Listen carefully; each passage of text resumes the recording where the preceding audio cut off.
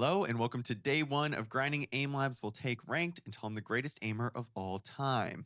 If you don't know about Voltaic benchmarks, that probably explains why your aim looks like you're playing through a magnitude 10 earthquake.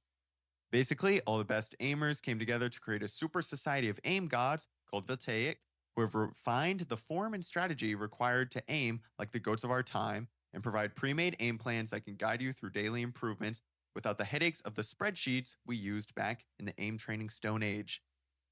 For day one, I just decided to show my quote unquote starting point. My final results on each task and where I'm currently at will be shown at the end of the video. For the first video, I just compiled the last 10 seconds of all 18 grueling tasks in the benchmark so that you guys kind of have an idea with what I was working with here. Mama didn't raise no bitch, so you know we're starting on the advanced playlist.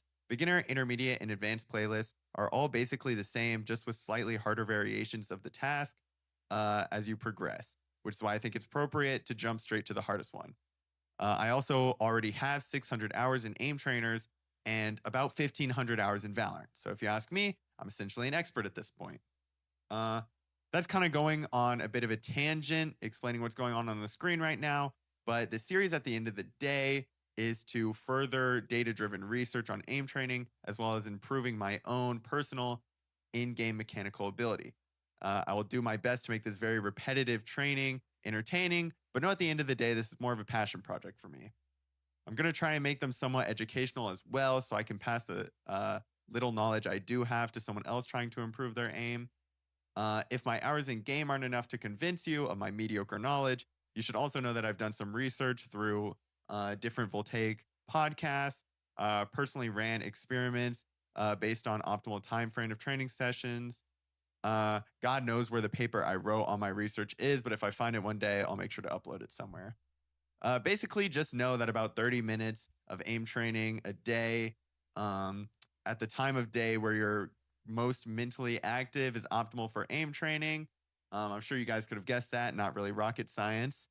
Um, but I don't really follow this rule because I aim train after my Valorant sessions so I don't quote unquote burn out too quickly.